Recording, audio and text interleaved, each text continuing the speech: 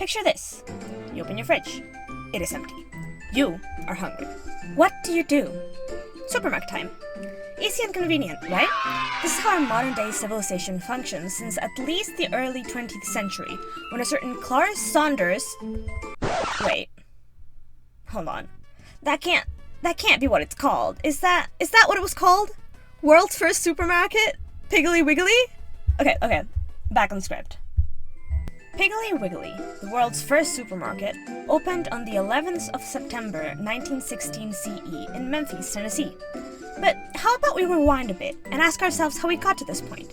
Where does the food we consume today originally come from, and what does it have to do with human civilization?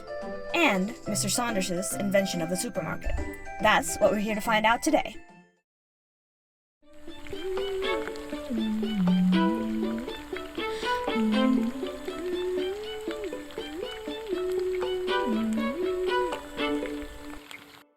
Today's episode is about the origins of both agriculture and our very own human civilization, the historic and geographic link that they share, and how a green revolution in the ancient Levant of Western Asia changed everything for our once fledgling species. So, let's go back a bit, over 12,000 years, to 10,000 BCE, the dawn of the Holocene era, the quote, entirely new age in which we currently find ourselves.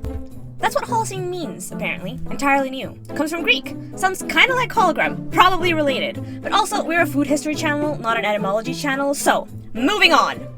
I did use the right one, right? Like the one about words, not the one about bugs. Okay.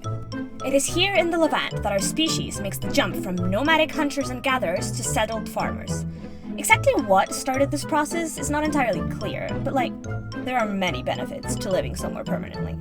One of which is having more control over your food supply instead of being left at the whims of the ecosystem, and also how far you can walk without dying.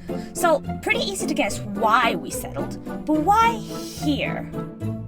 Well, this is also pretty easy to guess. First of all, the weather was crisp. The perfect average temperature for human beings to thrive is around 21 degrees Celsius. It's not too hot, and it's not too cold, and perfect for growing almost any kind of crop. Temperature isn't the only thing that matters though. An area must have sufficient fresh water and good fertile soil, as well as geographic advantages for an agricultural settlement to thrive.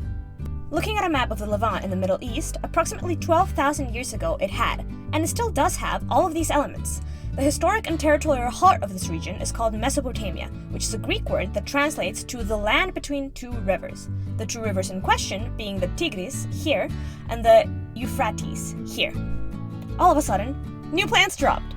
Emmer wheat, einkorn wheat, and barley, as well as the legume squad of lentils, peas, chickpeas, and bitter vetch, coming in together with the flowering plant flax. These species were the first plants to be domesticated by humanity in history. Today, these crops are a major staple of the global diet, especially for the making of the world's most consumed food item, bread.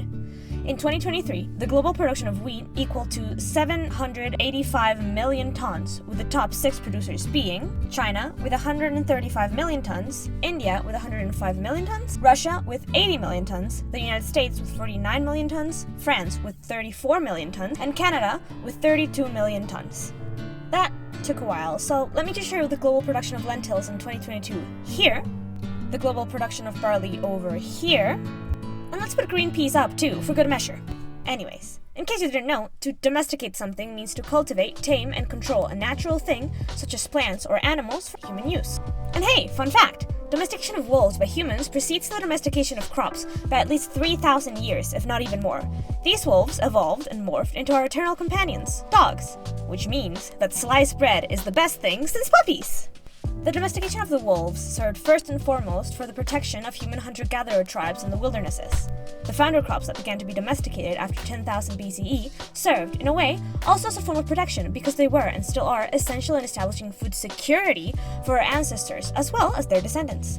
These developments laid the foundation for the emergence of the very first human civilization in the area of Levant by at least 4,500 BCE, called Sumer, or Ki-en-Gir in Sumerian, which basically translates to the land of the black-headed people, in reference to the color of their hair, by the way.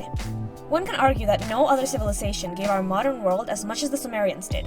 We're talking here agriculture, the first alphabet, the first ever written book, called the Epic of Gilgamesh, which I am very normal about, Poetry, music, irrigation canals, mathematics, arithmetic and geometry to be precise, so now you know how to blame.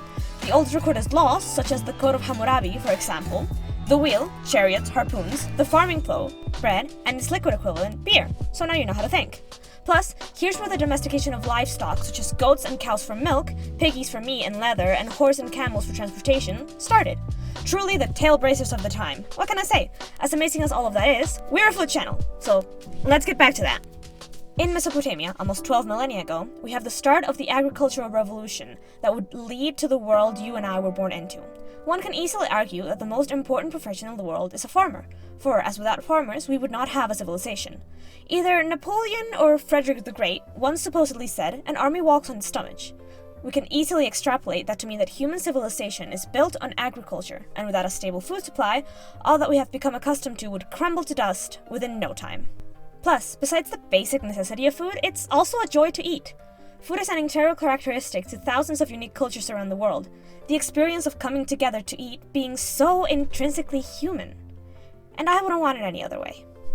Anyways, thank you for your time. I hope you enjoyed this introduction to our channel.